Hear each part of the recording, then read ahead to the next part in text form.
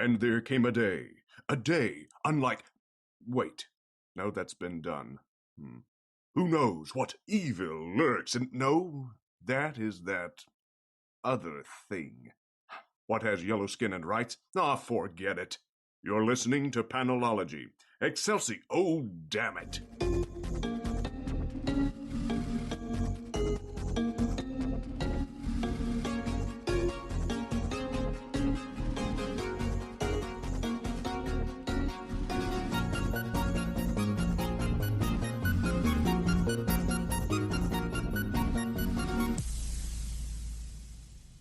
Welcome to episode 239 of Panelology. I'm Alex. And I am Brian. How's it going, Brian? It's going okay. My house is still a disaster, so I'm kind of stressed about that. You know, it happens. It does, but you know, I'm ready to have some time to finish it, and I don't know when that's going to be yet. Yep. Fair. I don't know. It was a quiet week here. I cooked a bunch. The end. Yeah, I had my nephew was in town with my parents, and so I got to see him a little bit. That was fun. I did a little bit of online Black Friday shopping, which is to say, last week, I think, 2 weeks ago as this episode comes out, I had started rewatching the X-Men animated series, just as something to have on in the background. And that led me to think, you know, I should finally watch X-Men Apocalypse. Because it seemed like a good reason to watch that. Like, I love that show. Production value, though, is not the highest. So, like, it sets, I think, an achievable, realistic bar, which that movie just kind of lazily limboed under. Neither here nor there. But that led me to say, okay, now I should watch Dark Phoenix and be caught up. So that I can watch New Mutants, which is available to purchase digitally now. Okay. I don't think I knew that. That's interesting. I wondered if you knew or not, and that's why I mentioned it in this moment, because I realized you might not. I did not. It was announced without any fanfare. Man, I tell you what, movies are, they're, who knows what's going on or what their future is. Yeah. That's just been nuts. But all that is to say, Friday night, I decided I'll finally watch Dark Phoenix, and then realized it wasn't on Disney+. And I don't own a copy of it. But it was Black Friday, so let me see if it's on sale anywhere. And it was, in fact, on sale for $4 on Blu-ray at Best Buy. So I bought it and 10 other Blu-rays for like $70. It was fantastic. I always forget how good Best Buy's Blu-ray sales are on Black Friday. This episode not brought to you by Best Buy. And that sale is probably over. That wasn't going anywhere else. But hey, I'm excited for New Mutants. Yeah. Anyway, comics. Let's talk about those. Let's do that. That's what we should do on this podcast. I feel like the awkward segue into talking about comics has become a staple lately. My just shouting, "Hey, comics!" Oh, right, those things. I read a couple of those this week. You and me both. I am going to start off with one that is not out yet, though. I managed to get my hands on a preview copy of The Picture of Everything Else, which is an upcoming Vault series, written by Dan Waters, drawn by Kishore Mohan, and lettered by Aditya Bidikar. This is something we talked about in Solicitations a couple of months ago. It is about a wave of murders in early 20th century Paris, and the discovery that all of these murders appear to have been caused by Dorian Gray-style paintings that were drawn of them and then ripped up or set on fire or whatever. And all of these corpses that were found dead in the same ways that their portraits had been destroyed. Oh, very cool. Yes, I was super excited for this. I really loved this premise. I've always felt like the picture of Dorian Gray is, and I say this never having read it, but like the premise of it is so rife for telling weird horror stories with. Oh, yeah. And this book is so that. The art in it is absolutely gorgeous. It's got this like watercolor vibe. I think it actually is watercolors, in fact. And it basically is following these two like would be high society artist types who like go to parties and then steal things and paint. And one of them uh uh they end up discovering like a bunch of portraits of victims and getting pulled into everything that is going on. I know I've talked a bunch about how much I love Dan Waters' writing. This is something I've been really excited for, and if you are listening today, Monday, the 30th of November, as the episode comes out, it's the last day for comic shops to order and be guaranteed copies. So if you are into uh very pretty, very grisly Victorian murder horror stories, you should let your comic shop know that you at least want to try this first issue. I think if you read the first issue, you will be hooked for the whole series. Yeah, yeah. I had intended to read our preview copy of it too, but just didn't get a chance to before. Yeah. I'm very excited about it. Yes. We will talk about it more at length when it is out, but there's Yeah. nothing I have said is anything that's not in the solicitation text. Right. Except how absolutely freaking gorgeous it is. Also, Aditya Bidikar is one of those letters who, like, if you see his name on something, it's probably going to be good. He has been on a bunch of really solid stuff lately. That is a very fair statement. Yes. And he's very good at what he does. Moving on to stuff that came out this past week. Dark Knights, Death Metal, The Multiverse Who Laughs. Yeah, this is another one of those one shots in the the Dark Knights Death Metal umbrella here. This was a kind of a fun one. This was a little bit of an anthology book.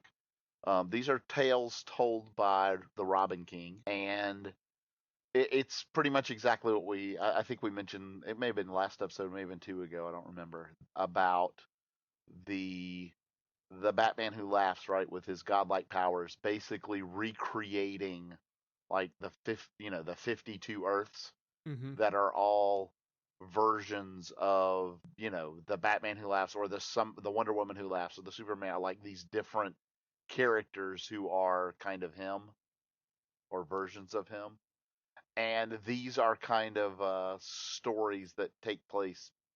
I mean, the way I read it, on these other Earths. Yeah, I think these are absolutely on those Earths. And one of the things I think that sets this book apart from some of the others is these are definitely nightmarish Earths. Oh, absolutely. But we do not necessarily see a lot of the Batman version of blank all over these Earths. That is correct. Yeah, no, yeah. You are right. You are right. These are more like just dark multiverse Earths, I think. The one that is probably my favorite, and it's just combination of it's a character I love and a writer I love. Do you want to guess, Brian, what I'm gonna say? Oh, I think you're absolutely going to say Feeding the Beast. The Green Arrow one? No. Oh. I was gonna say the Green Arrow one by Saladin Ahmed. Okay. Oh, yeah. I'm sorry. Yes. See, Feeding the Beast. Which one was that? That is the one I looked at. I like misread the one that I intended. Yeah, because I was like Saladin, but I had it in my head wrong. Okay. One it was. Ahmed tweeted a little while back about how, if you ever see a 5-page story about a grizzled older superhero who believes what kids say and defends them, that was probably me. Because he's written like a couple of DC backup stories. I think he did a Batman one recently too, that was like the premise of, yes, real superheroes will believe the children. Yeah, there's a couple of these that are really, really good. There's the Super Pets one, right? Yeah, that one was sad but fun. Sad, but and so the art in it is so pretty. Yes, that was Chad Hardin on art. Yeah. Yep, it was. Yes, it was. And Amanda Connor wrote it. Yeah. It was very sad. So one of the things that was absolutely hilarious in this one. Yeah. Is all of the animals, when they speak, they all get their own shaped word balloons. Yes. So like Crypto, when Crypto speaks, he has the Superman shield shape, right? Mm-hmm. Um, when when Beppo speaks, it's in the shape of a banana. Yes. uh, oh God, what's her Bat name? cow gets a cowbell. Bat Cow gets a cowbell. Yes, I'm like, good lord, come on. Apparently, not the cure to this particular fever. More cowbell. No, apparently not. Yeah, like I said, that one was fun but sad. The Saladin Ahmed one is definitely good stuff. Yeah. The one that surprised me the most was the Steel John Paul Valley. Yeah, that was. I would not have put those two together. That was an interesting take. Yeah, Yeah. I feel like there's one other that we haven't mentioned yet, maybe. the Zaz one. That's right. Which Yeah, was Patton Oswalt and Sanford Green, who I always love. yeah. That was kind of a very odd Arkham story. It was like this weird Earth where Gottlieb Arkham is turning villains into like cyborg monsters or just monsters in general. Yeah. Think Hugo Strange ish. Yeah. Yeah. And that character, the character Gottlieb, is very like it totally made sense for Patton Oswalt to be writing it. Yes. Yeah, loved it. The Flash number 766. So I just wanted to mention this briefly because this is the end of I believe it's called With This Ring is the title of the arc. And this was a kind of a epilogue to the big run that we had, and kind of bridging what was going on with what's going to come up in Endless Winter. So it kind of marks like a little extra, like postlude. Think of it like an end credit scene, right? Gotcha. So it's a little arc with him fighting Doctor Alchemy, which it was a very good standard kind of Flash arc. But it does a couple of things that set things up for potential things that are going to happen in the future without actually doing them. Like Barry ends up having this conversation with a jeweler because he's just out in front of the jewelry shop about getting rings. Mm-hmm. So, and there's a lot of talk about Iris in it. So, there's the potential that that's going to happen at some point again. And Well, clearly DC's marriage moratorium has ended. oh yeah, If we yeah, learned anything from Aquaman, it's that. exactly. But yeah, and then so because the next thing that's going to happen is going to be Endless Winter, right? Mm-hmm. And then we don't know exactly. I don't even know if I know who the creative team's going to be or what's going to happen with Flash after that. Yeah, we don't know. And that's one of several books that's kind of the case for. Yeah, we Right. don't know a lot about. I'd say in general, we don't know a lot about what's happening in DC after Endless Winter and Future State. Future State, yeah, Yeah. right, because it's really after Future State that Yeah. we don't know. Like we know who is writing Batman, and we Yep. know who is writing Catwoman. Yep. And I think we can maybe presume Mariko Tamaki stays on Wonder Woman because That would not surprise me. Yeah. announcing her taking over was a big announcement for DC, and Yeah. we're still gooding Wonder Woman this week, but like I think it's coming to a pretty strong, like, the story they've been telling is over place. Yes. But I don't think. But there's a lot of threads that are still there. Right. I don't think it's gonna end entirely. Right. Yeah. This, like I said, this felt more like if not a stopping point, then like the end of the act before an intermission. Well, but right? like Superman, Action, Flash, Justice League Dark, all these big tent post books. We don't know Aquaman. We don't know who the creative team will be. We know in some cases the creative team is leaving. Right. We don't know who the creative team will be. We don't know what the stories will be. Like, there's a lot, I think, in the air. Exactly. And so I kind of wanted to use this as this issue of Flash as a way to kind of bring up and have this Yeah. discussion. Well, Yeah. similarly, Justice League Dark number 28 Yeah. came out this week. And this is wrapping up the whole story that's run since this book started after No Justice. Everything that has happened in this book so far kind of finds its natural conclusion. There are a couple of ideas that they could continue to explore, and I am hopeful with Rom V writing the future state issues that they will, that Rom V and this team will continue on this book. But this is basically the final confrontation with the Upside Down Man. And it's very much, this whole run, I think, has kind of centered around Zatanna and Wonder Woman. Yeah. And this issue in particular feels like a big moment for Zatanna as a character. I'm curious to see, like, this is part of one of the reasons I want to see Rom V and company stay on. This is like, I want to see what they do next. Yes. With Zatanna, which I know I saw character design for her in Future State. So yes, yeah. Well, there is a Justice League Dark story in Future State, and he is writing it. Yep. This book is also just, I mean, consistently, this has been, I think, one of the most gorgeous books DC puts out. Yeah, I mean, I think it's been vastly underrated, personally. Amon-Se Nalwapan and Jun Chung are the art team on this book, and like, it is so vibrant. There is so much light and expression, and in this issue and in many others, but like in this issue, there are some just like really stunning, almost splash pages. Like, we get kind of a sequence of sort of where everyone is now. That's a lot of like the top 2/3 of the page are a big splash panel, and then we get some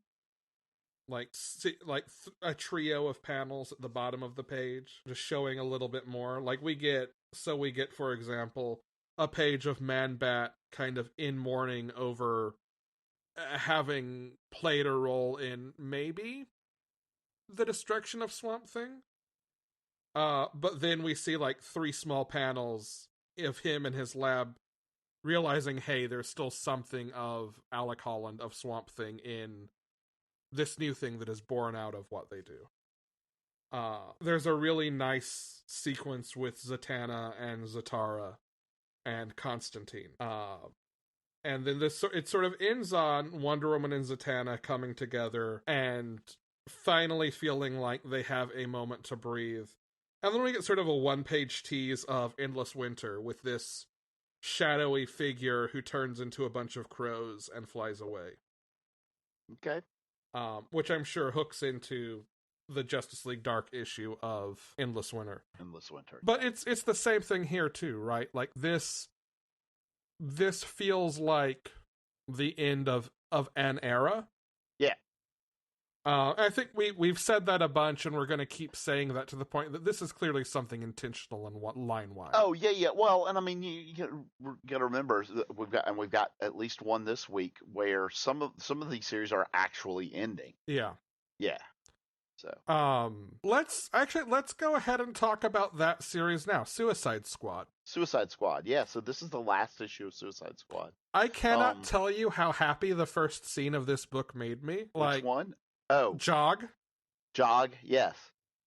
Like, everything about I had no sane person had any reason to expect what happened. Nope. But it felt so perfect and made so much sense. Well, and like how he has his powers makes perfect sense now. Right. Like this came completely out of left field for me. But it's the kind of left field idea that's like, oh yeah, if anyone had ever bothered to ask the question, right, it's an obvious logical answer, but no one actually asked the question, so it feels like a complete surprise. Yeah, let's say that we now know who his father is and why he has his powers. Also, why he really enjoys skiing. Also, sure, let's go with that. Yeah. Yeah. And then I like the fact that since he is back, they have a very obvious solution to the problem that they are in, Yes. and he just takes care of it. I love it. He's also got a great line to Zebra Man while he's helping untangle things. Yes. Zebra's like, "No, we're gonna die." He's like, "I died before. It's not that big a deal. You can get over it." And then the other thing, so basically what it does is he takes Zebra Man and drags Zebra Man and the force field and the person that's going to explode way off the island, right, out in the middle of the ocean, right. And so the bomb goes off to that, and he runs back with Zebra Man, and he's like, "All right, so fill me in. The exploding woman. Should I leave her in the middle of the ocean, or?" And they're like, "No." He's like, "Right, all right," and then he's back with her. Yeah. Like, love it. Yes, like there's a little bit of not nearly as manic, but like the bravado of a Bart Allen type. Yes. Like I think that may be my favorite flavor of Speedster, the a little bit cocky but confident. Okay, yeah, I got this. Cool. Let me ask this question and then go deal with the thing, and I'll work with just enough information to do what I need to do type, as opposed to eternally hand-wringing Bartholomew. And then we come to the part of the issue that has Brian's quote of the week. Brian's quote of the week. Quote. So after this, Harley pulls out a gun and says something about, well, now I guess the only thing left is we get to decide who gets to kill Black Mask. And and to which the response is, "That's not going to happen, Quinn. We should coordinate it so we can all kill him in sync." And then it keeps going. So then Green Arrow shows up to tell them to stop, essentially, right? Yeah. That they need to drop their guns and not kill him. To which Harley just purely, like, without even a thought, just points and goes, "Blam!" and shoots him through the leg. And Green Arrow's like, "Hey!" She's like, "What?" He said, "Put the gun down." She's like, "I did. I dropped the gun." "You shot him in the leg." "He's got another one." To which Osita then goes, bang, and shoots him in the other leg. He doesn't need his legs to talk. It's just brilliant. So there is also a moment in this book where Wink is teasing Batman about just being mad because of their having stolen his car. Yes. At which point Superman goes, "I'm sorry, they stole the Batmobile." And it reminded me so much of this one TikTok account that both Jen and Meg have frequently linked me to that is an absolute delight, by someone with the username Panda Red with 2 Ds in red, where he basically stages these conversations between pairs of superhero characters. For instance, Batman and Superman giving each other grief about being bad dads, or Nightwing and the Red Hood arguing about their past traumas and which one is actually the more pathetic sidekick. This is an absolute source of delight every time one of the two of them sends me one, and I would love to see this person also write some kind of DC comic, just putting that in the universe. Yes. But that moment made me think of this dude, and yes, if you are on TikTok, or just have friends who are on TikTok and we keep sending you links, as is the case for me, I recommend him. Excellent. I am one of the cool teens too, I say, in my 30s. Which absolutely just completely invalidated you from being a cool teen. Yes. Yes, look, it's 2020. Time doesn't matter, but time still matters a little bit. Yeah, So yeah, I love. So they essentially all end up in this kind of politically protected in the country of Badnesia, right? Yep. And they're like celebrating and having this fun after party and everything, and Harley kind of walks off a little bit, and they're like, "Oh, well, you could stay," and she's like, "No, I've got something else I got to do. I can't stay here." Yeah. And turns out, of course, what she had to do was go talk to Zoe, Deadshot's daughter. I love this scene with Zoe so much. I do too. Especially so I guess you've got to be going now. No, I'm a psychologist, and you seem like you need someone who you could talk to. Yeah, to which, come on, I can tell you some heavily censored stories of your dad. No, you don't have to leave anything out. No, really, really, I do. Yes. And then we see the revolutionaries still doing their thing. Yeah, and like, did you also get the impression at the end of this, because there's a very clear title that's, the Revolutionaries, that this might be what comes next? 100%. I was, Yeah, in fact, going to ask you the same thing. Did you, yeah. yeah, Did you get the vibe that the last page of this is kind of a to be continued in? yes. The point being that they are no longer the Suicide Squad, right? Yeah, like the line is the Suicide Squad is dead, long live the revolutionaries. Correct. Yeah, and that's I think that's the thing is they're not the Suicide Squad anymore. They're not Yeah. working to, these people were, or at least most of this group were not in jail. They're not, don't have bombs in their heads. That whole thing of the Suicide Squad. They're just who they are. Yeah. Yeah. And I think I I think this is next. I hope that this is next, because I will miss these characters entirely too much Yeah. if they don't return. And I would imagine, like all things comics, at some point 5 or 6 years from now, someone will get the idea of resurrecting the Suicide Squad in some fashion. But Yeah. yeah. Well, or in like 2 months from now when we get Future State Suicide Squad. Well, that's very clearly a super different thing, though. Yeah, but I don't think any of that Future State stuff is going to just exist in a vacuum. We'll see. Yeah. We'll see. The other history of the DC Universe, #1. This was really interesting. I'll be honest, I wasn't sure exactly what to expect from this book. So I want to start with expectations on this book, because I think the way that it was described does the book a disservice. By which I mean, it was talked about as being prose with illustrations. And while that's technically true, Yep. I think the finished book is way more considered than just, hey, John Ridley wrote a short story and we drew pictures to go with it. Yeah, it is not that. It feels like it was made as a comic that uses narration instead of dialogue. That is exactly correct. Yes. The art and the layouts remind me a little bit of sort of like we've had several of them over the last few years, but like a series that is trying to give a history, like the history of the Marvel Universe or X-Men Grand Design, something like that. Yep.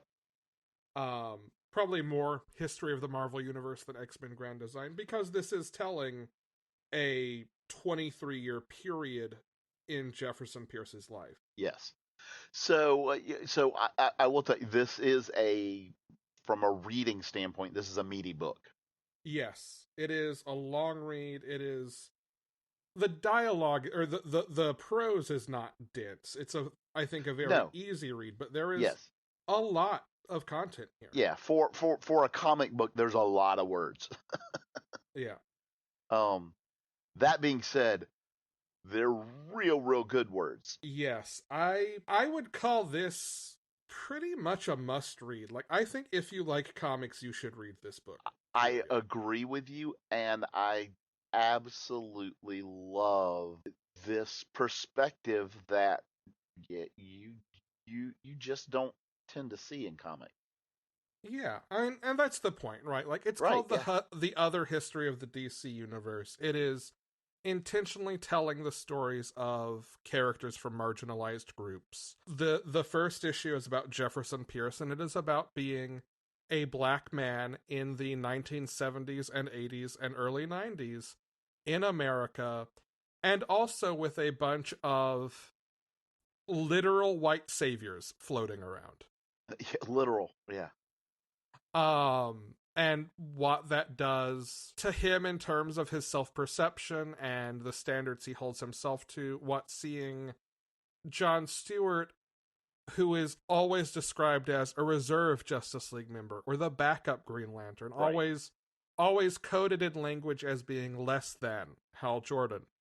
What seeing him operate in those terms does to his view of himself as someone with powers, and how he wants to operate in especially in like Reagan era mourning in America. Yes. times. Yes. Okay. Was I the only one who saw in the button with the blood on it Oh no, the that is Watchmen? 100% the Watchmen Yeah. splatter. Okay. Just yeah. Yeah, no, I flipped to that page and like had a good laugh because there is a Reagan campaign pin with Watchmen bean juice on it. Yeah. So and like he talks about how he was disillusioned with the Justice League, right? Yeah. That I mean, they're even going back to just the appearance of Superman, yeah. like not the Justice League even as a whole, but individually. Um the first page with Superman, the text is he shined. He literally shined. Yeah. I didn't know all of his powers. None of us knew everything he could do, but I think the same intense density that made him bulletproof prevented his skin from absorbing light. So it reflected it just a bit, just enough to give him an unearthly heavenly glow. Like Superman is so white that He he glows. literally shines. Yes. Yeah. Yep. And I mean, we are two white dudes. Oh yeah. There are experiences here that we can only understand from the outside. Mm-hmm. But I think this book does a really canny job of breaking those experiences down and making them Understandable. I won't even say accessible, but not even understandable. not understanding like knowing, but like understanding like knowledge understanding, not like feeling and actually knowing, if that makes sense. Undeniable is the word I was going to go for. Yeah, okay. Like, it is not simply, this is a point of view. It is in the same way that DC characters tend to be these sort of archetypical, like, truths put on paper. This is taking Jefferson Pierce, taking Black Lightning and saying, no, this is this other history of the DC universe. Right.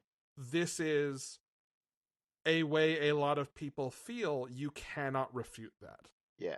This is the experience of a lot of people. You cannot refute that. Yeah. The other thing that I think it does a real good job of presenting is that for him, different than a lot of other superheroes that we see, there's a cost to him being a superhero.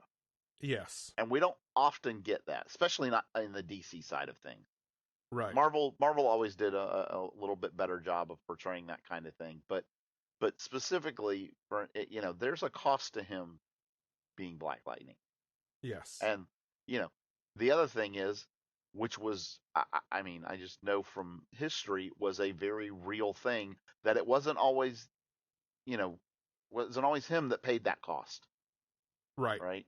And I know that's true in like real history. So yeah, and while both of the things we just said about the cost and about this being an undeniable experience, while both of those things are true, the other thing this book does, I think, really well is to say, but other people who fit in this same place in history, in social structure, like, yep.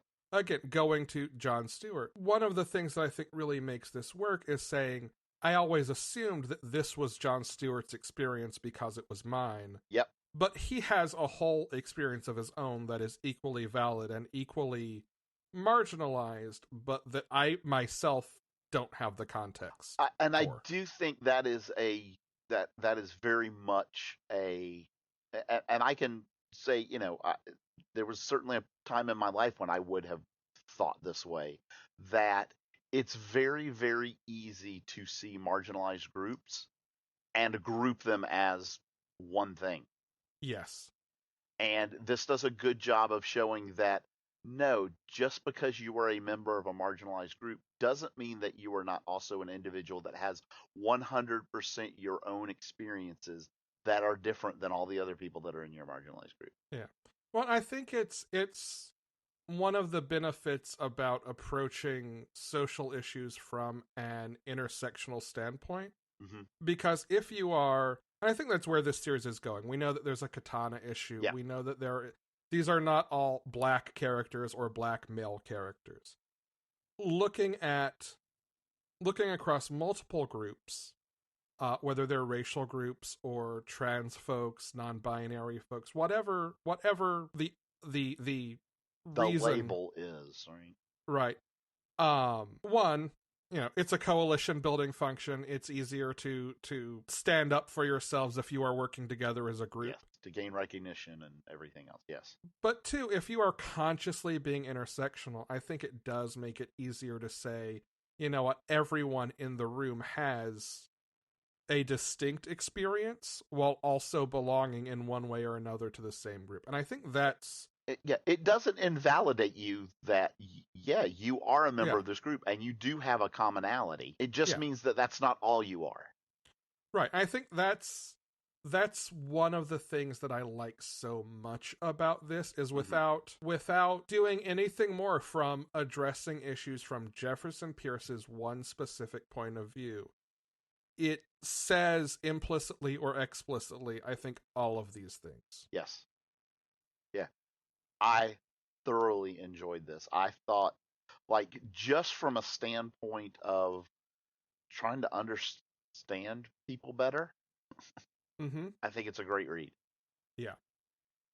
Yeah. I very much look forward to all of these at this point. Same. And I strongly recommend picking this up if you haven't yet. Yes. Over at Marvel, Power Pack #1. Okay.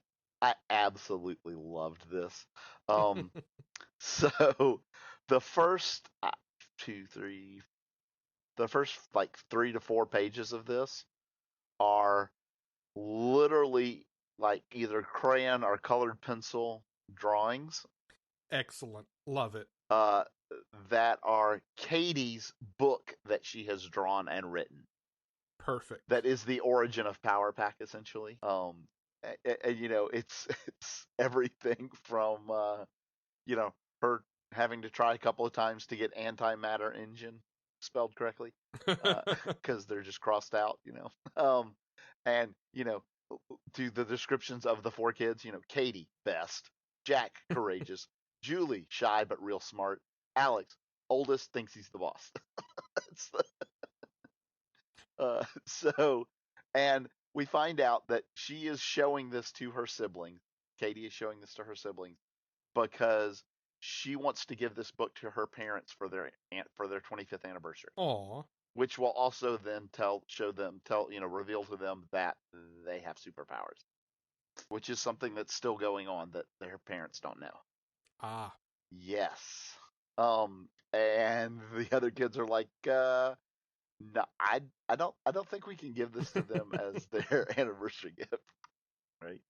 And okay, so to be fair, first of all, the responses are, yeah, so I love it. It's real good, but like, can we change thinks he's the boss to knows through both instinct and experience that he's a natural leader? like they all want to tweak and change things about themselves in it, which I love. Yeah.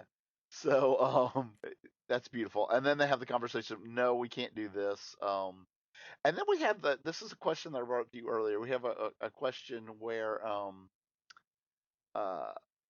Jack says something to about out that let's see, where's it at? Ooh, my name is Alex, and I've noticed my brother is going to be way bigger than me, even though aliens artificially aged my body. So we find out we brought up this point that Alex was in space at one point, but I don't know if it's just because of hyperspace travel or what it was, but somehow his body was aged, and you kind of did a quick look up before the show. Yeah, the main thing I could find, and this would just be true of Alex. Yeah. Is that after Secret Wars, he spent 5 years traveling the multiverse with the Fantastic Four rebuilding it. So the piece I found talked about at one point in Future Foundation he was mentioned as being 19. That would put him now at 24 in continuity. But that wasn't really done by aliens so much as just done by wibbly wobbly timey wimey stuff. Mm-hmm. I guess I do know in the back of my head that they do have a history with one of Marvel's 3 horse-themed alien races. Yeah, which is how they got their powers, right? Yeah. Yeah. So but that's literally all I know. I have very little familiarity with Power Pack, Okay. and none outside of Future all Foundation. all of this, which I brought up to Alex for the simple point of, if your kid went from age 19 to age 24, wouldn't you know that? Because like their parents don't know that he was ever in space, and like this whole thing, like, huh? Well, here's the thing: like, if they don't know he was, and okay, like, grain of salt here. Yeah, We recognize this issue was probably already in the can back in March. yeah, And I say that because there is a scene in Fantastic Four last week, in which I guess both those statements are true because this is the first week of December. Anyway, when this episode comes out, when there's a scene in Fantastic Four when his parents go to read and they're like, "Hey, so my kids have been in space for a while. Can you use your new gate to get them back?" So in Fantastic Four, they explicitly know that okay. Alex and Katie are in space. So, and that can lead to something that I'm going to get to in a minute. So I do love that. Then we get this whole, well, if I can't give them this, what am I going to give them for their anniversary? Oh, but to answer Oh, your other question, yeah.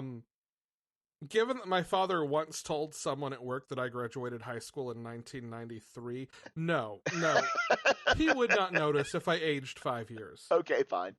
Maybe so. But so she's like, well, what am I going to give them? And to which Julie's like, okay, well, you know what? You can just get on in on my gift with them. So I looked up the traditional 25th anniversary gift, and it's silver. Wait. You got silver buying money, Julie?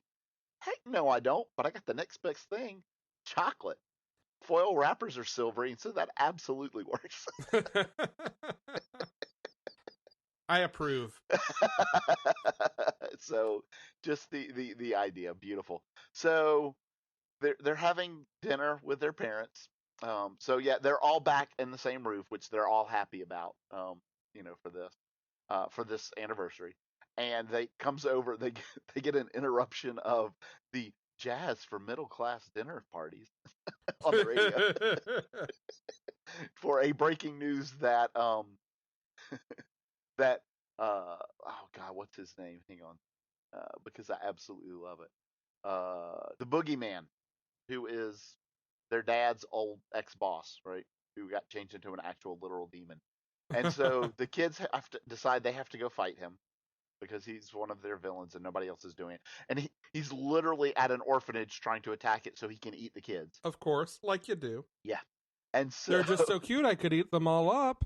so they send Julie out to make an excuse with their parents, um, to which, she has a conversation with them, and she's like, basically, yeah, we're gonna take them for a walk, the younger kids for a walk, so we're good.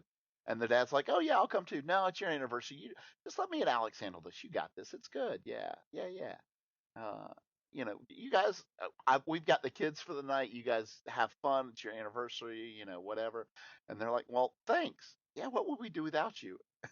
To which her response is just, oh, that's easy. Without me, you would only have 3 kids, which would have in turn saved you an estimated $245,340 it costs to raise a single child to adulthood. But I'm definitely worth it, and you're welcome.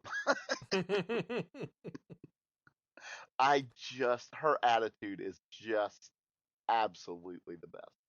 Yeah, Fantastic. then we get them fighting, and it's awesome and wonderful. Because apparently they have been out of touch with a few other things that are going on. Because they beat up the boogeyman. Well, they start to, and then all of a sudden these other things show up and drop him, and then these bright lights come on, and we find out that Cradle is on the scene, and now they're now under arrest because Kamala's law just went into effect. As happens. To which we get which is the end of this issue, and we get the title of the next one. So they get arrested and are going to jail, and the title of the next issue is called "Orange is the New Pack." Oh, I love it. Yes. I love it. This is just a whole lot of super fun energy. I love this book. Awesome. So good. Yeah, so I also want to point out, so Ryan North wrote this, and Nico Leone is the artist, and the art is just wonderful for this. Awesome. I love how it fits. Yeah, super fun. All right. You know what time it is, Brian? Um, Da-na-na-na-na-na. Na-na-na-na-na-na. Na-na-na-na-na-na. Na-na-na-na. I was gonna say, is it 10 o'clock and time for the Ten of Swords? It's 10 o'clock. Do you know where your X-Men are? I do now know where they are. Yes, indeed. Yes, it is. Time for our last 10 of Swords roundup. Oof. Starting with X-Men number 15. Yes. So, All right, I am upset about something, Brian. what are you upset about? This issue, and maybe this event as a whole, has made me maybe kinda sorta just possibly appreciate and maybe like Scott Summers. I knew you were gonna go with that.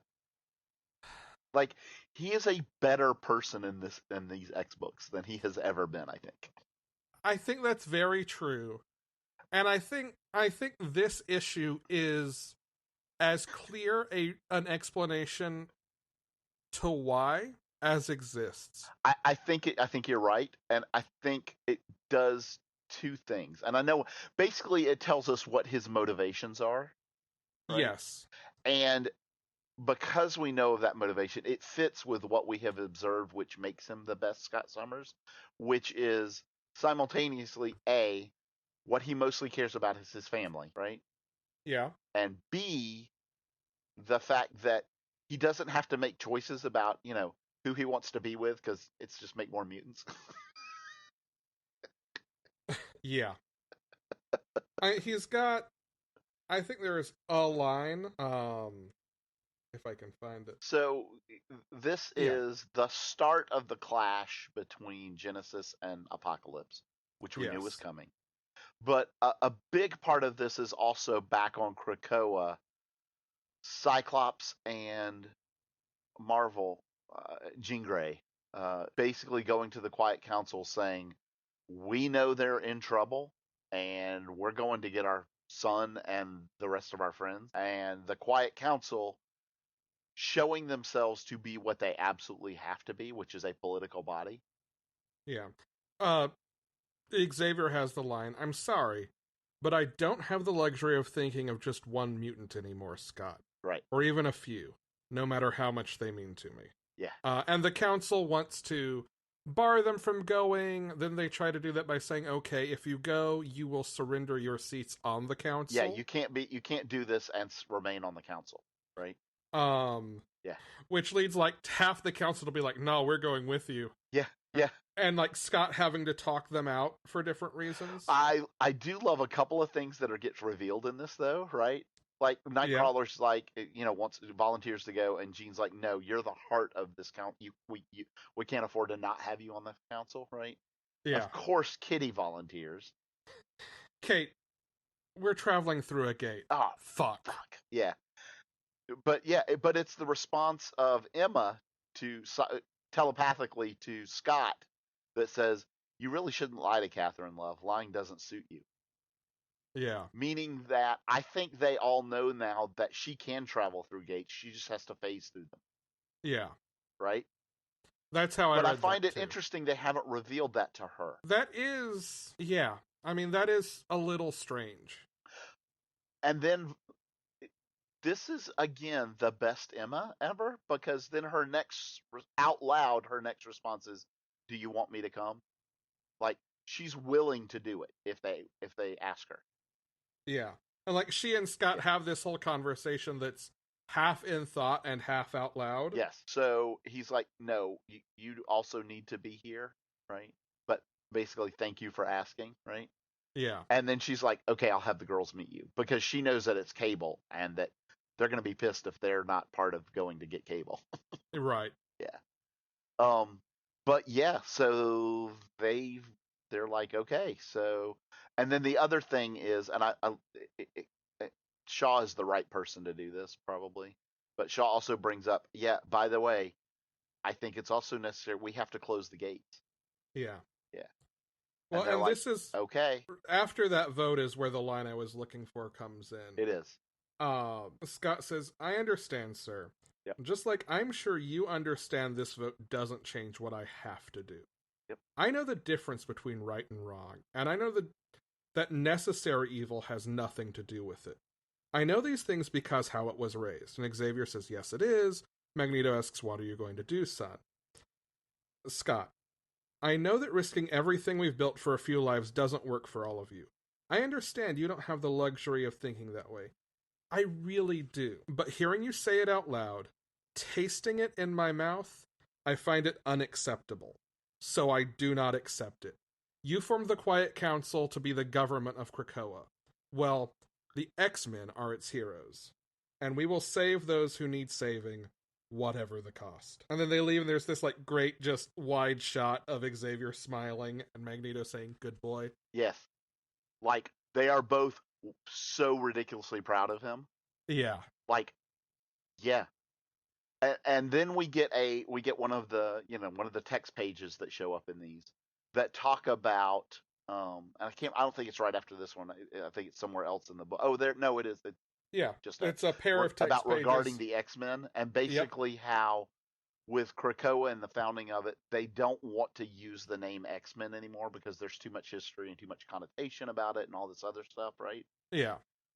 So they have, the only kind of designated team name that there is X-Force And X Factor now. and X-Factor now, yeah. right?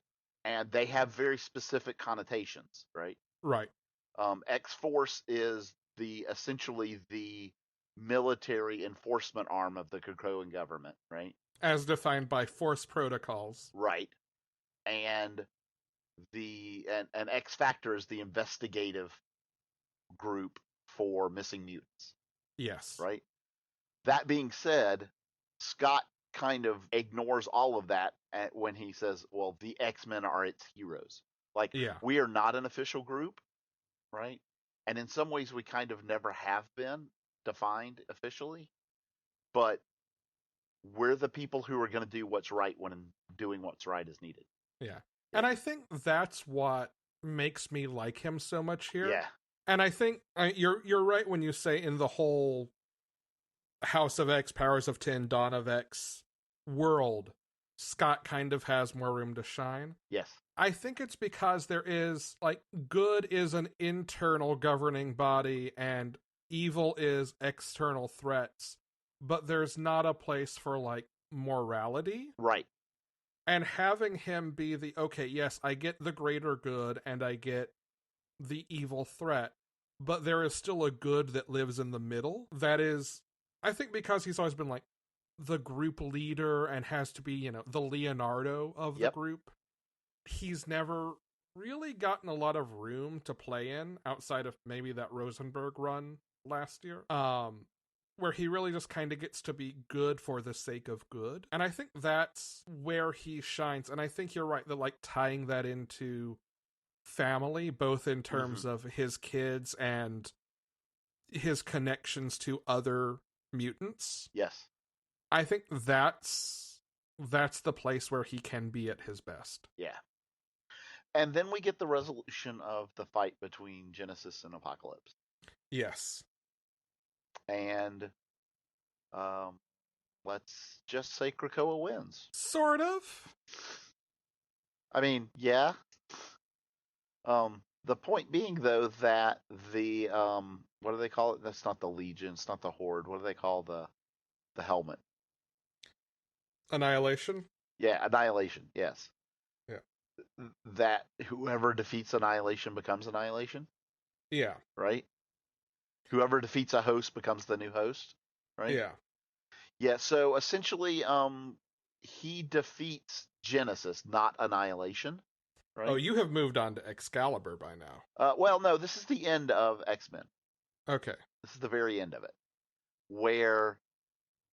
Because he's defeated the host, Annihilation tells Apocalypse, or basically doesn't acknowledge the defeat because Annihilation wasn't defeated, and then proceeds to basically say, I don't recognize this contest in any manner anyway. And that's the end. That is the last page of X-Men. Yeah. Which leads us to Excalibur.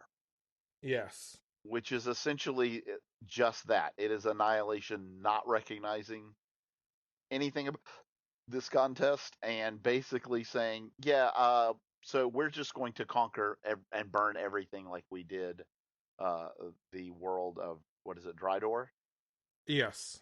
Yeah, the land of Drydor. Yeah, Yeah. one of the other world Um. lands. So I think we said last time that that was Storm's death card. Right. Her beating death. I think this is really what that card meant. The Storm standing against the army. Maybe. Just because the art in this looks so much like that moment. Just her surrounded by the army, calling down lightning. Yeah. But we also get the reveal of what Saturnine's plan has been this whole time. Yes. After some debate about which side Bay of the Blood Moon will fight for and all of that. Mm-hmm. We see as you are wont to do when two huge armies, or one huge army and 9 X-Men, are fighting for control of your realm, you do a puzzle. Okay. Saturnine pulls out a puzzle. That puzzle being the broken shards of Betsy Ross. Yep. Not Betsy Ross. Betty Braddock. Yes. Betsy Braddock. Yes. Not Red Hulk. Not Nope. Red She-Hulk. Nope. Yeah. So basically, Annihilation summons the entire army of Amen. Yes. And is going to lay waste to all of this. To which the White Blade basically says, "No, I signed up for this contest. This is not what I agreed to be part of." Yeah. And peace out. He goes. Bay of the Blood Moon runs to Doug and kidnaps him. Yep. Ostensibly, I got 100% to protect him, right? Yeah. And try to remove them from this. Yes. Yeah, and then wow, Shogo gets a little. I'm trying to think. Shogo gets mad at Saturnine as she's still doing her puzzle while all this is happening. Mm-hmm. And then we get the first of our reinforcements for the side of Krakoa. Yes. Brian, is this who you thought was the 10th swordman? It's not. So turns out I was completely wrong. The person that I thought this was going to be didn't even show up. And this person was definitely on some cover that I saw or some group shot that I saw that made me think it was 100%. So I will tell you at this point. Well, I'll tell you in half a second. I was going to say, let's talk about what's up now. Yeah. Because I tell you what, when I saw this moment, Brian, I thought, oh, this must be who Brian thought I would be delighted to see come in leading reinforcements. No. Because Jubilee. And she's leading the Green Priestesses. Yes. Yes. And they are able to at least temporarily halt. So they're able to kind of buy him a little bit of time.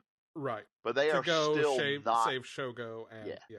They are still not in a place where they can defeat what has come for them. Right. So that's Doug talks. Yep. Doug talks to Bay of the Blood Moon, and she agrees that she will take him back to the Krakoan and help fight for them. And then we see what comes of Saturnine's puzzle work. Yes. It turns out she had hoped to use the shards of Betsy to perform a spell to do two things.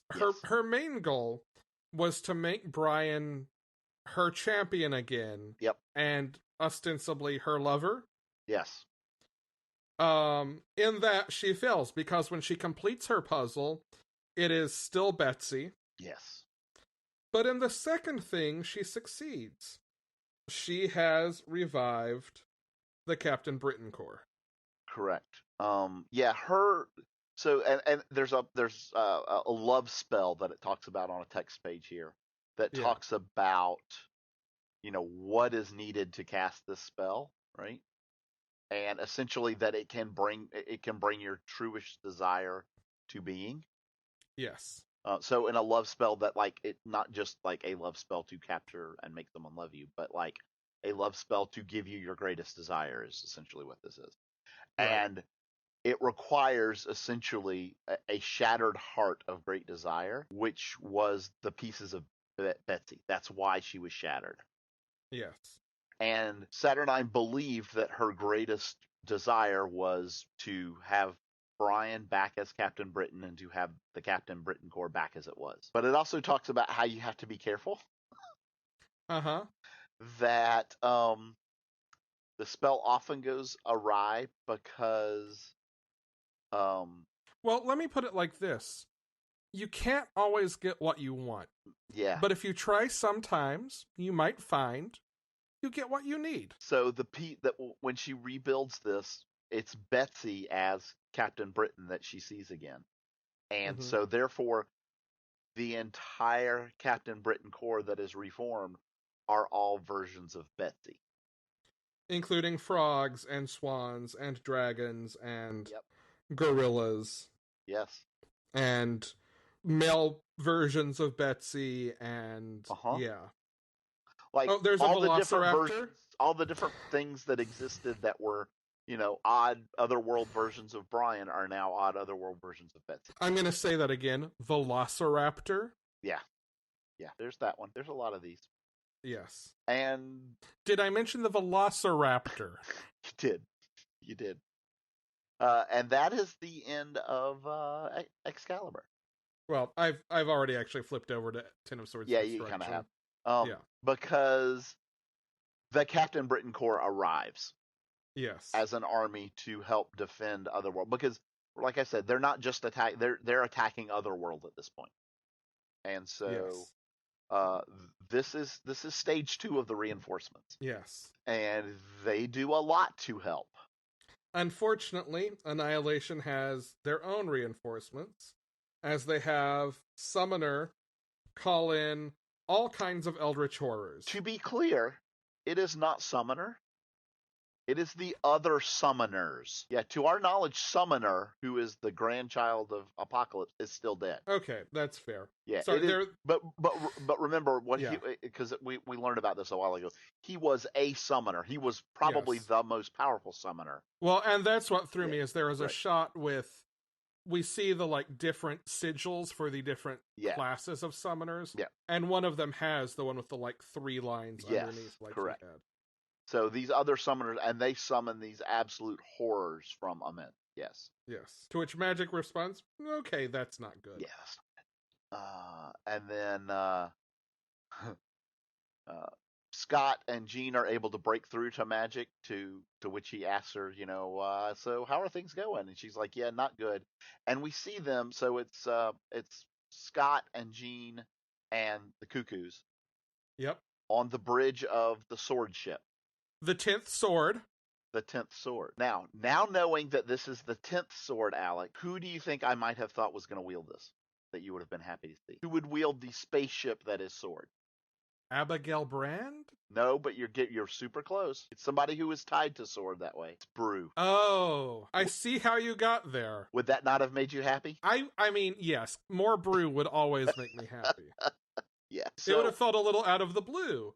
But okay, and I think that was kind of I thought that was going to be the intent of it. So yeah. But no, they ask Magic if she can open a portal for them, and she does. And good God, is it a big one, because it shows up over the Starlight Citadel, and the entire top half of the sword spaceship points down through this limbo portal.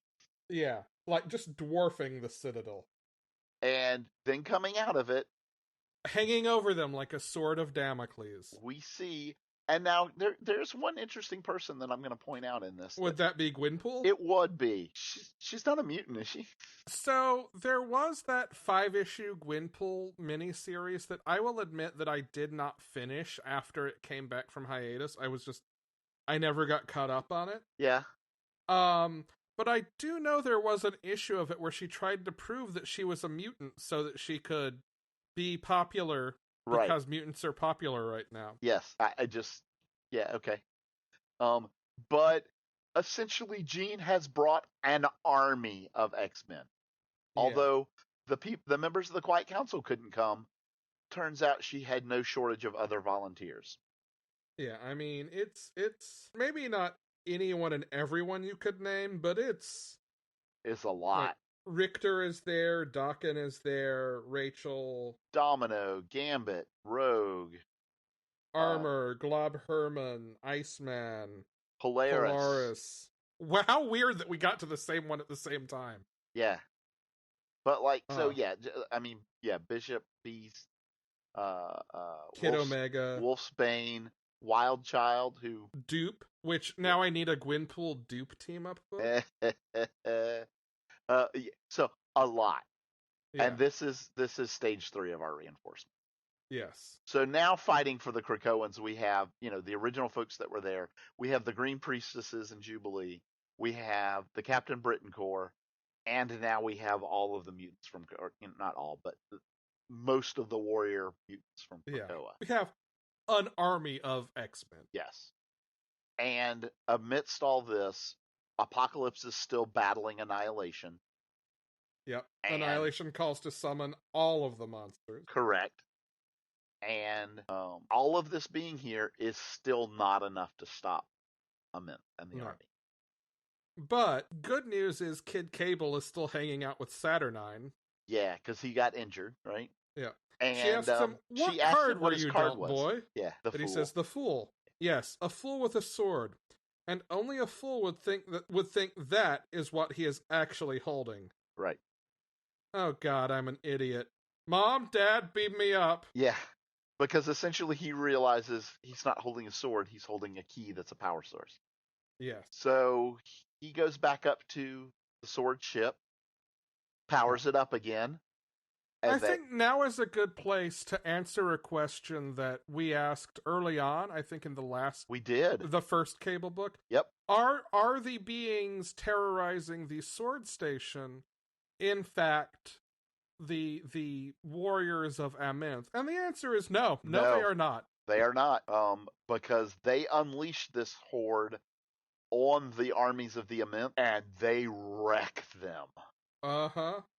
Oh my God, they wreck them. This is not the last we're going to see of these folks, unfortunately, but they just, wow. And you know what they remind me of now that we actually see them sort of in the light? What's that? They remind me a lot of the Infuri. Yeah. I don't know that that's what they are or that they're related to, but they do have really strong Infuri vibes. So, yeah, and amidst this, Apocalypse and Annihilation are still fighting. Annihilation is back on Genesis's head, right? Yeah. And Apocalypse rips the mask off of Genesis. Yeah, Genesis, or Annihilation says, this is folly, mutant. You cannot save yourself. And as he does, this is where we get to the weird part where Apocalypse makes me cry because he then says the folly is believing that is what I am trying to do. Yeah. Apocalypse was never about saving himself. Like, this whole time, Annihilation's thing has been, and Genesis's thing, like, the reason Genesis left Apocalypse behind was because he was not strong enough to fight. Yes. The fight he chooses to have is being willing to surrender. And I don't know, I wonder if part of Saturnine's plan in the contests and the way that they were set up was to teach him that it's not necessarily about fighting and winning. Yeah. Right? Like there's other contests and there's other ways to be victorious. Well, it's even like the line you mentioned in a past issue where Apocalypse is talking strategy and how to win, and Wolverine's like, no, just shut up and cheer for your girl. Yes. Like, somewhere in all of this, Apocalypse has started fighting for family? Well, and for Krakoa. Yeah. And the idea of Krakoa, yeah. And so, but in defeating Genesis, Annihilation forces him to put on the mask and become Annihilation. Yeah. Yeah. Then Iska turns. Yeah, which obviously all of the Amenth folk know what that means. Yeah. I love just a layout thing in Pepe Larraz's art here. We see the Apocalypse putting on Annihilation, and then we have a panel that is Iska with her back to the panel and saying, "What's that? It almost feels like." And then two of the horsemen, "What is this? Oh my god, Iska the Unbeaten." And then she hasn't actually physically turned in space, but the camera has moved around her. Yes. So we get her from the front this time, backlit with "she's turned." Mm-hmm. I like the layout there, like the too. actually literally showing her turned around on the page. I do too. And by the way, that's who's the fire dude? He was part of the Marauders. He was a Hellion way back when. Part of the Hellfire Club. Pyro, yes. That's got to be Pyro that she's just killed, right? I can't see his face to see if it's got a big black skull tattoo, but I think you're probably right. Yeah, with the tanks on the back. Anyway. Yeah. But yeah, so. Oh, yeah. Oh, and by the way, there's a page in between there where we see all of these aliens that they have unleashed from Sword attacking not just the armies of Amenth, but Otherworld itself and the Krakoans. Like they're killing everybody. Yeah. And one of the priestesses to Saturnine is like, "You have to do something to stop them." She's like, "Nope, not yet." And what she's waiting for is Apocalypse in order to save. So he can't resist annihilation, right? That's the whole thing of annihilation, right? Yeah. And he's saying, "You can't fight me and defeat me. You're not even as strong as Genesis, and she couldn't overcome me." And then basically, and he's like, I'm not trying to overcome you. I'm not trying to overcome anything. And he kneels before Saturnine and surrenders. Yes. Right. So Krakoa has defeated Arakko by him defeating Genesis. And then Krakoa has surrendered to Otherworld. Yes. So the outcome ultimately becomes Otherworld wins. Yes. Krakoa survives. Arakko, because of its fealty to annihilation, Arakko, vassal of Amenth, yields. Yep. And then we find out why Saturnine needed Shogo, because she has Shogo unleashes Dragonfire to burn away all of the creatures released by Sword. Yes. Yeah.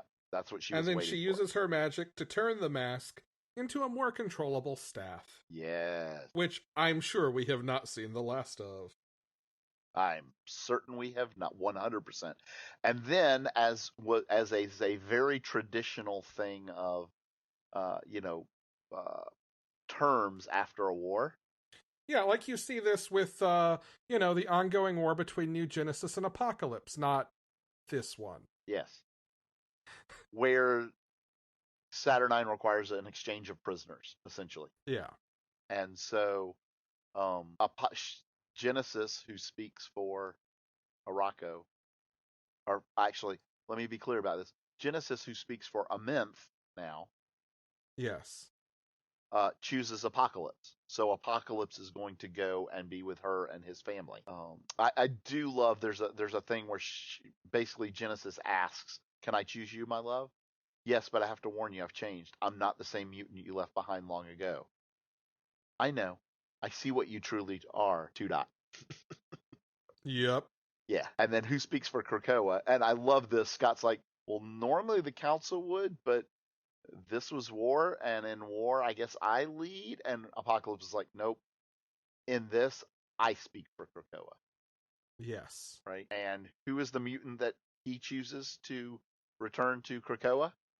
The mutant island Arakko. Yes. So Arakko is no longer tied to Amenth and no longer provides a bridge to Otherworld, right? But is going to be reunited with Krakoa, which is what Krakoa wanted all along. So I wonder if they're going, and it feels so good. I wonder if it's going to change the name back to, and I can't remember the name of it, but Okara, yes. Because they're all anagrams. Right. But and then we get a couple of pages that tell the status of all the different swords, right? Yes. The swords of Arakko and the swords of Krakoa.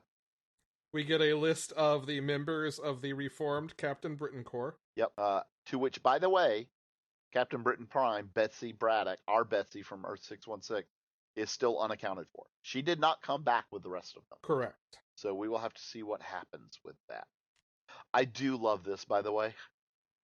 So we get this page that's like, oh, the Captain Britain Corps reformed, unaccounted for, and it lists her, and it says present and accounted for, and it lists like 20 different Captain Britons, Yeah. right, from all these Section different 1 worlds. of 564,430. Continued on yeah, next page 1 of 564,000 pages of Captain Britons. Yeah. I love it. Yeah. Yeah. And then we get a little bit of recap for where everyone's at, where they've gone to now. Yeah. Um, And how and Saturnine did not get everything she wanted, nope. but she did get her Captain Britain Corps back, and uh, basically, there's something to the effect of, if there's anyone who wants to taste the adventure that's, and join us here in Otherworld to brave the different lands, adventure is always here, or something to that effect, right? Yeah. And so we're definitely going to see that at some point too. Yeah. And then, of course, the last line of the issue, long may she reign. Yes.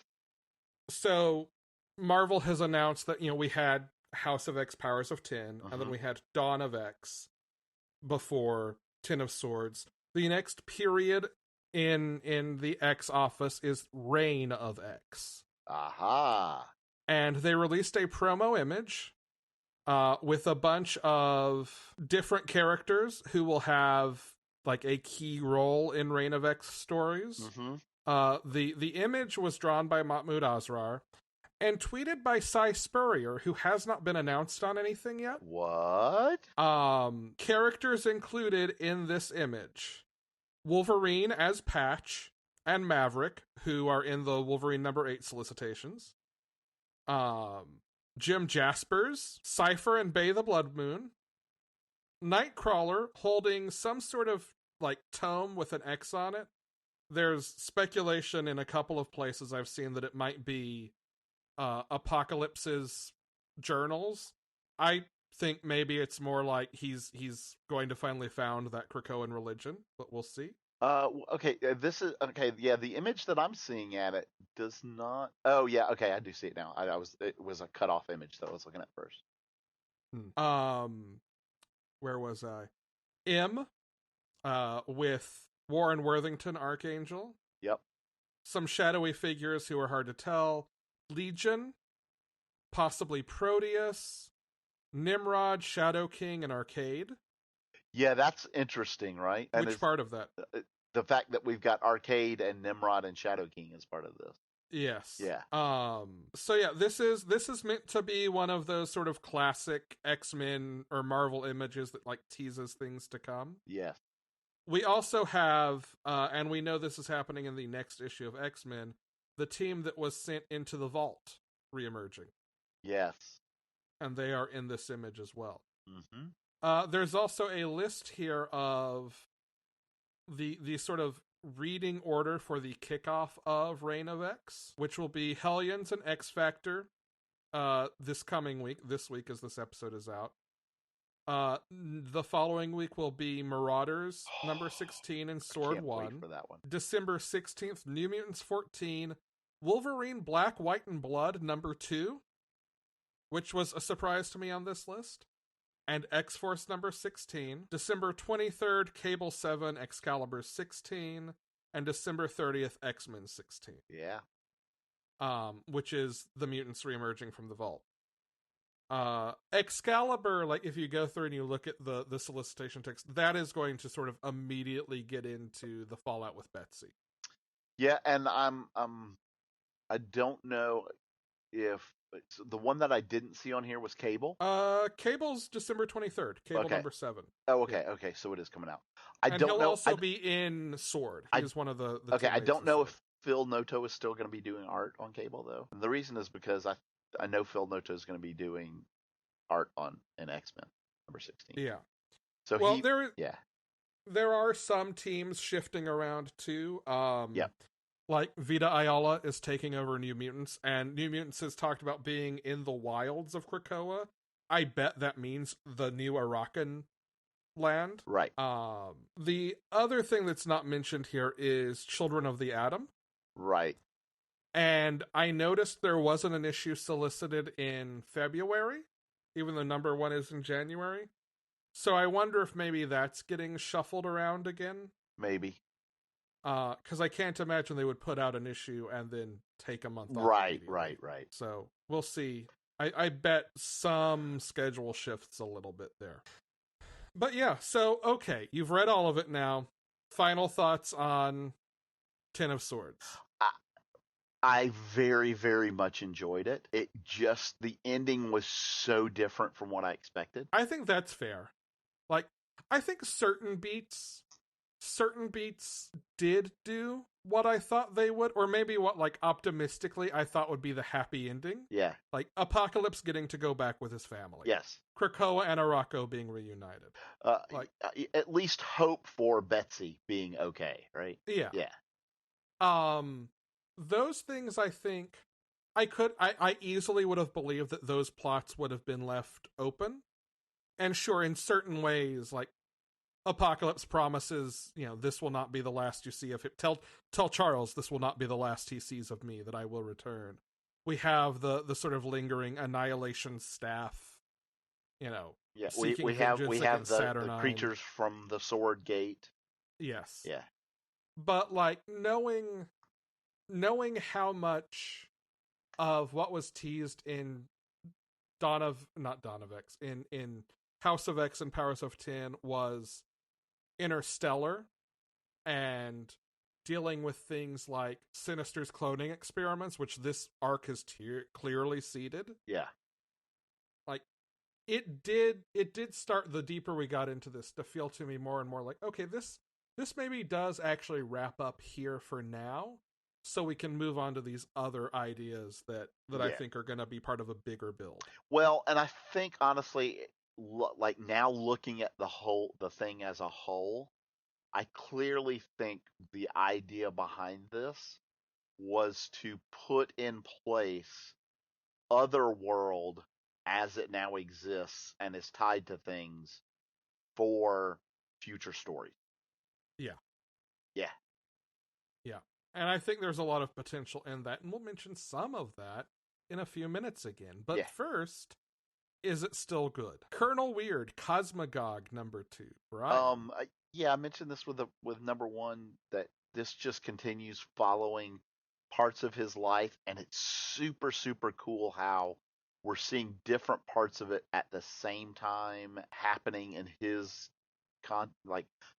we kind of get it presented to us the way he experiences it, and it's super cool. And like, there's loops in part of it. Like, it's an interesting portrayal of this.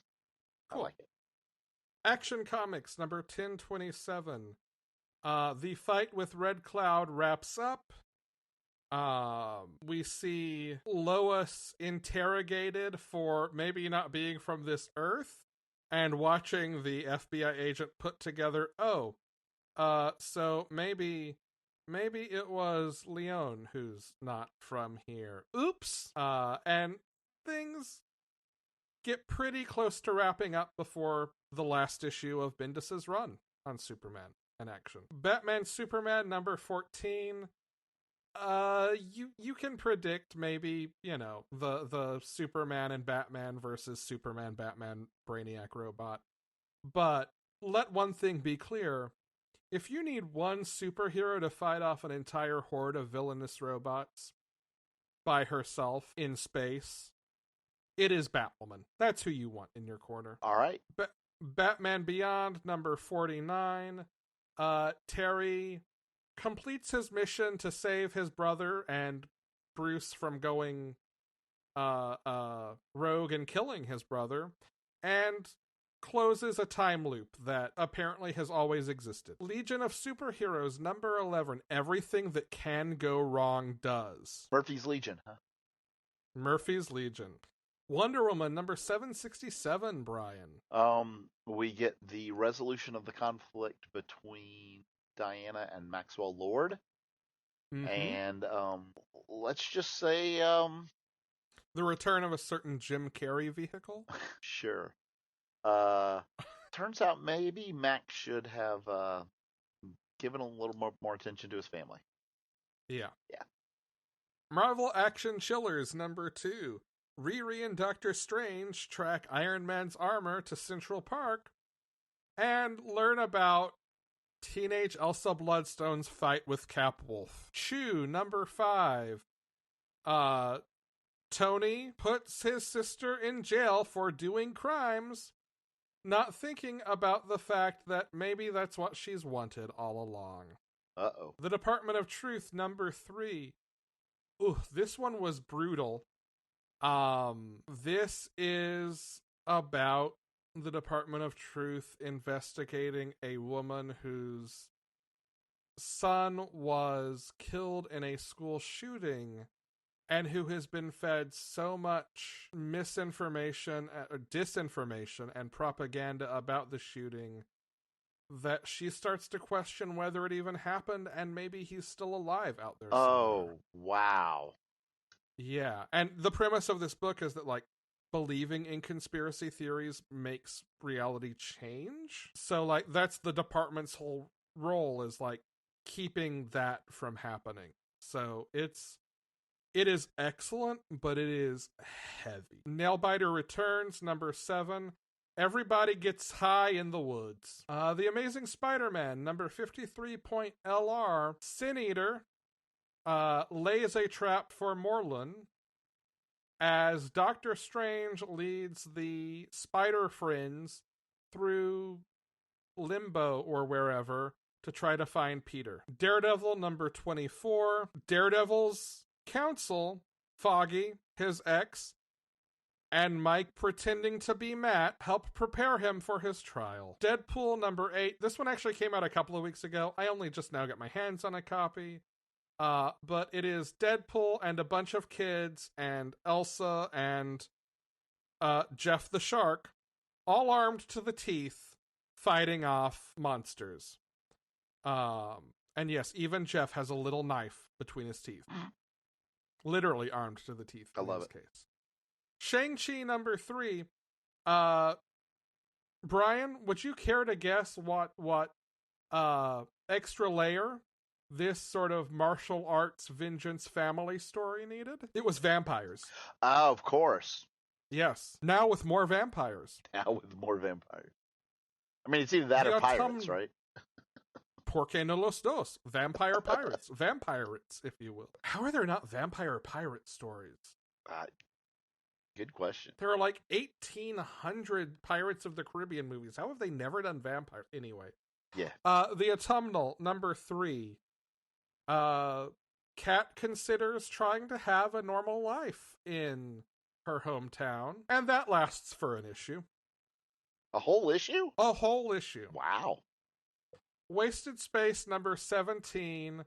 Billy and friends arrive on Earth, where they are hailed as prophesied visitors and the messenger of God, which is, the last thing he wants to be, because he's there to kill him. February 2020 Solicitations. Yay. Over at Boom, Brian. Yes. You've got Buffy the Vampire Slayer Faith, the one-shot. Yeah, so, the Buffy stuff, I haven't mentioned it a lot recently, mostly because I'm constantly running like a couple of issues behind. But it's still been really, really good. And the fact that we get a story about Faith, I can't wait. It's gonna be great. Yeah, Jordy Blair's still doing a great job on that. There's a cover for this by Kevin Wada that is absolutely gorgeous. And by the way, it's a foil cover, so you know. Tell me about Spectre and Spectres, #105. So this is another Boom book. It's described as for fans of Blackbird and Vampironica, so it's kind of kind of a campy. It strikes me as like kind of a modern take on like a Scooby-Doo gang. Cool. Go investigate like paranormal mystery type stuff. There's no dog, so I mean it's not exactly that, but one of the characters, Noah, is a true believer, and she kind of drags her brother and friends along to investigate hauntings. Sweet. Yeah, and the art in this, so it's the art is Bowen McCurdy, who is also helped writing it, and it's just I just love this style. It's going to be gorgeous. Cool. Yeah. And then Orcs, number 105. This one is actually described as for fans of the Adventure Zone or Critical Role, which both. So Yeah. seems like right in my wheelhouse. And yeah, it's Christine Larson, and it is gonna be big dumb fantasy fun. That's what it's Cool. gonna be. Yeah. Over at Dark Horse, another Black Hammer title, Black Hammer Visions, number 1. Oh, okay. This one sounds really, really cool, folks. So this is going to be 8 issues, and each one is going to be kind of a different story about a character in the actual world of like on the farm, but like before the first Black Hammer story takes place. So kind of like cool. what happened to them in. What's going to be super cool about this though is each issue is going to be done by a different creative team, and some of the people they have announced as writers for this are, the first one is Patton Oswalt. Then we have Jeff Johns. I don't know if this is in order, but these are some of the others. Jeff Johns is going to be doing one. Mariko Tamaki is doing one. Chip Zdarsky is doing one. Yes. Kelly Thompson is doing one. Like, I need it. I need it all. if you ask me, if you could, like, let's say you wanted a Black, because I know you love Black Hammer, like, who would you want to do it, right? Like, 3 or 4 of these would probably be people I might very well name. Yeah. And so, why not have it? What was it I said to somebody the other day? It was something about there was just like this whole slew of different options for something, right? And I was like, ¿Por qué no los ocho? Why not all of them? Yes. Yeah, I love it. Over at DC, there is one new Future State title. If you did not listen to our Future State bonus episode, definitely would recommend you go back and check that out, because again, we are super excited for it.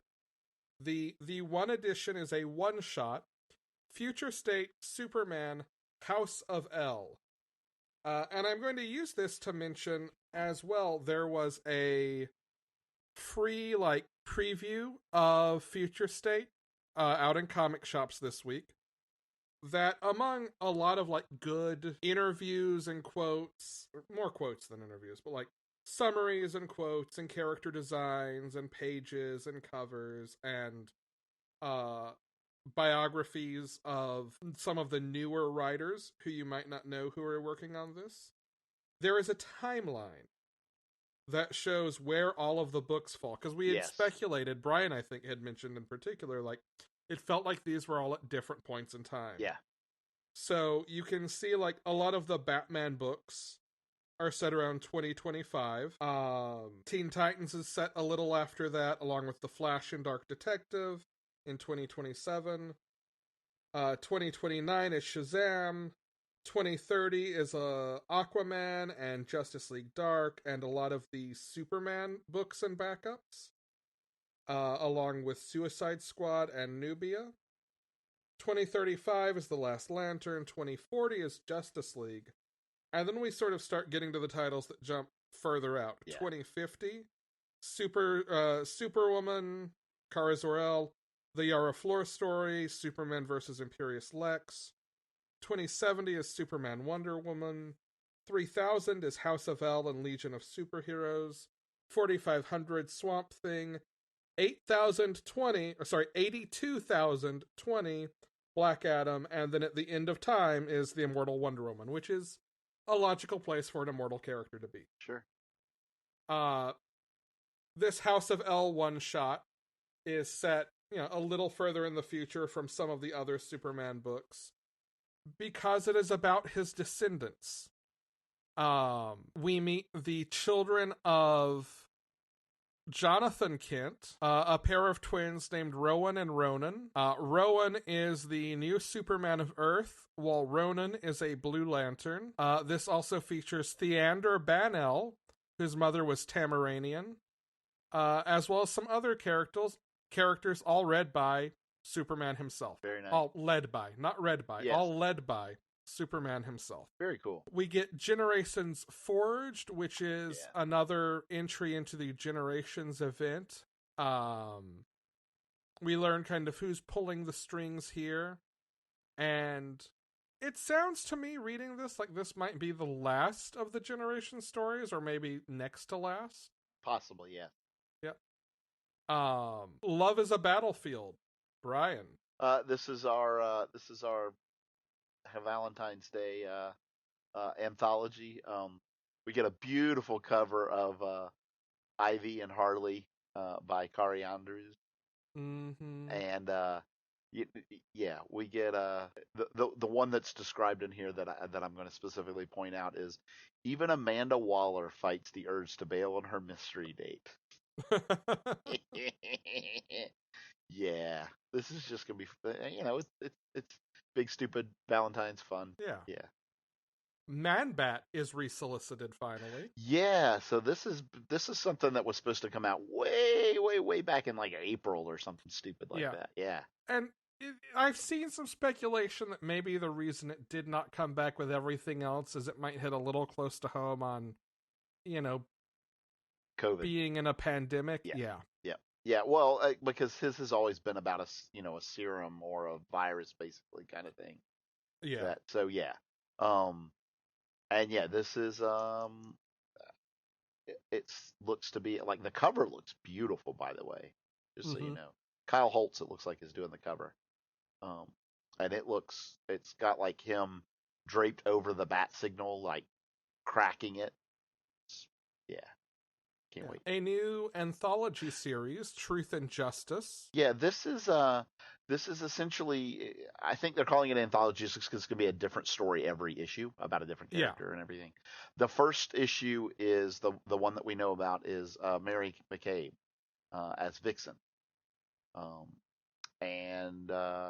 She's going to she's trying to investigate some powerful magic artifacts, and good Vixen story, I hope.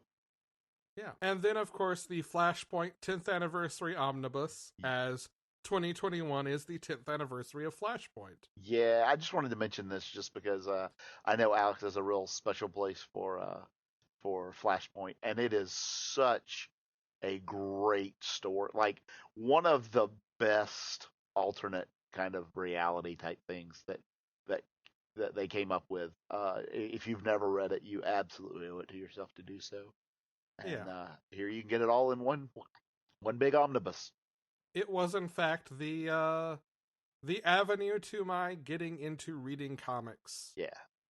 I will tell you, it is not cheap, but there's a lot in it. I mean, a lot in it. Yeah. At Image, a trio of new books, Radiant Black, #1.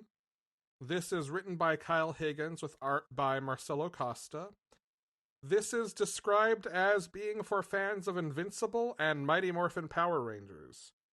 It is about a dude in his 30s who is like struggling to get by and then unlocks cosmic superpowers, but the beings that created them want them back and are out to destroy him. Yeah. There is also Deep Beyond. This is a 12-issue series written by Mirka Andolfo. I just realized there's not an artist listed here. Okay, Andrea Brocado listed in the solicitation text with colorist Barbara Nocenzo. Honestly, like, had me at Mirka Andolfo in terms of putting it on my list to check out. Sure. But it is a future sci-fi story involving consequences of the Millennium Bug, the survival of mankind, and I'm going to say, based on the cover, some kind of eldritch horrors. All right. There's a lot of tentacles on the cover. Oh. Then a book called Stray Dogs, which, if I had not stopped and read the solicitation text, I might have presumed was some sort of like all ages thing. Did you see this one, Brian? I did. I did. Lady and the Tramp meets Silence of the Lambs.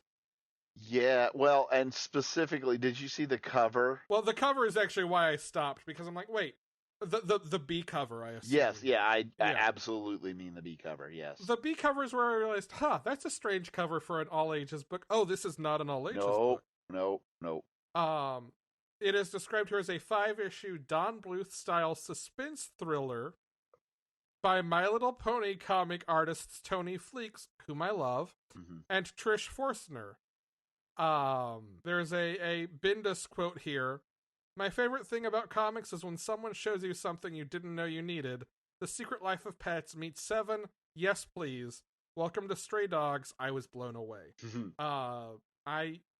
This is the kind of weird ass shit that I will absolutely read at least a miniseries of. Over at Marvel, X-Men Legends. I will also point out there's a note in the previews that Paramount Animation has already picked up the rights to this for animating.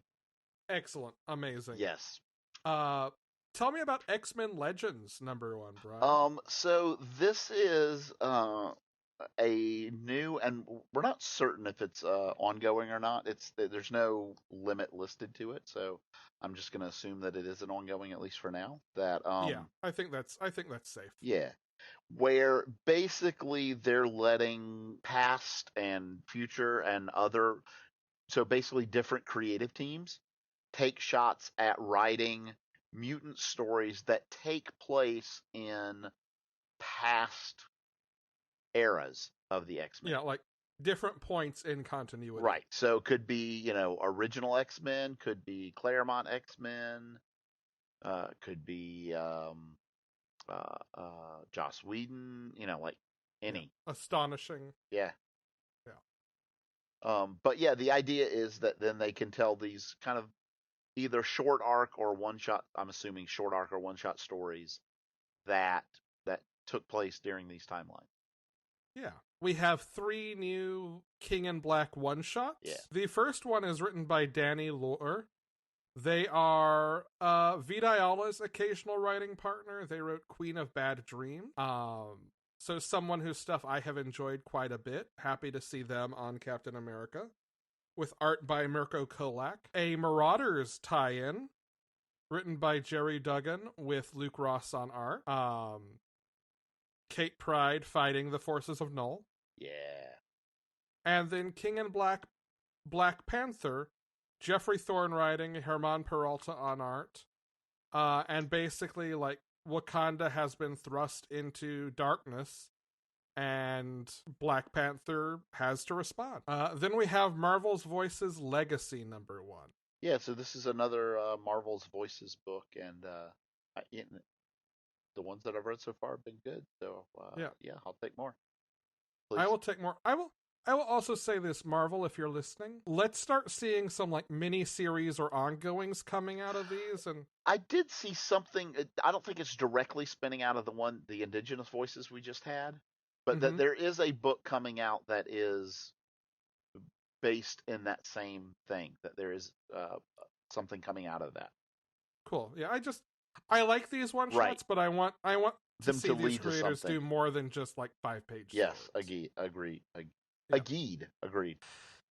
And then last one over at Valiant, Savage #1. I could not tell you anything about the history of Savage. All I know is that this is written by Max Bemis, and he has been knocking it out of the park. So here I am. Here is the solicitation text. Teenage threat. Feral social icon. Dinosaur hunter? Born and raised on an uncharted island full of prehistoric dangers, Kevin Sauvage has a taste of home when a mutant dino threat invades England. Yeah, this is a book that the first version of this, I remember, came out probably about 2.5 years ago while we were recording. I just remember seeing it in when it came out. Basically, I think his parents were like super, super famous people who crashed on an island when he was a baby. Yeah, like it has some Tarzan vibes. Yeah. Even from reading this. Yep. Yeah. I'm sorry. Some Smooth Boy vibes. Smooth Boy. There you go. Lord Smoothstroke, yes. Yes. My ongoing contribution to the lore of this podcast. All right. This week's books. We got a bunch of them. Fortunately, there's a lot of overlap between the two of us. Yeah, that's all right. We'll get Batman Catwoman #1, Tom King, Clayman, 3 Points in Time, Batman Catwoman. about Batman and Catwoman. Done. Comics introduction of Phantasm. Done. Let's go. Love it. Justice League, Endless Winter #1, kickoff to the 9-part event, I guess. Yes. Running through DC throughout December. Yep. There's a checklist, I think, in the back of most of this week's issues. Just know if you're reading this, like, there are some one-shots, and then there are some issues that will be in, like, The Flash and Justice League Dark. So I'm excited for this. I think this looks cool. No pun intended. But definitely find yourself a checklist if you are getting into this. Yeah. Fantastic Four Road Trip #1. This is, I believe, Christopher Cantwell telling, like, it sounds like body horror story about the Fantastic Four. We've had some cool one-shots sort of set between moments in Dan Slott's run, and I think this is going to be another one of those. All right. Dark Knights Death Metal Secret Origin one-shot, Brian. Yeah, so we've got 2 more one-shots coming out. We've got the Secret Origin #1, and we've got the Last 52 War of the Multiverses #1. And we've been here, done this. We know these are these one-shots that are continuing to explain that, for the death metal stuff, have definitely been part of, for the most part, have been part of the death metal story. So if you're reading that, you'll definitely want to pick these up. The Secret Origin basically has the heroes going back through DC's past, trying to figure, or this new past, right? Trying to figure out how they might be able to take down the Darkest Knight, while Superboy Prime faces him. Yeah. Yeah. And then the War of the Multiverses is, essentially, everybody that you can imagine across everywhere rallying to fight. This is the big, everybody get together, let's do this thing. Yes. Yeah. King in Black, the first issue of the 5-issue miniseries, comes out this week. I've been digging the Venom run that is leading up to this, and I'm super excited for it. Also, The Union #1, which is a UK-based team. This series is launching as a tie-in to Men in Black. King in Black. And I'll be honest, I was kind of on the fence on this one until I saw the Captain Britain Corps restored, and I've got to imagine at some point that will factor into a UK-based team. So I am curious to see if there is interplay there. All right. And then last one for both of us, MODOK Head Games #1. I mean, it's a MODOK book, and it's got Gwenpool in it. I'm already this. Yep. Yeah. Patton Oswalt writes. Yes. I mean, there it is. All right, that's it. That's everything. This is a beefy episode. We'd like to thank Chase Parker for our intro voiceover. You know where to find and follow us. bit.ly/panelology merch, capital P, capital M for merch, and bit.ly/panelology mailbag, capital P, capital M, to send us questions, comments, whatever. My name is Alex. And I am Brian. Go read those comics.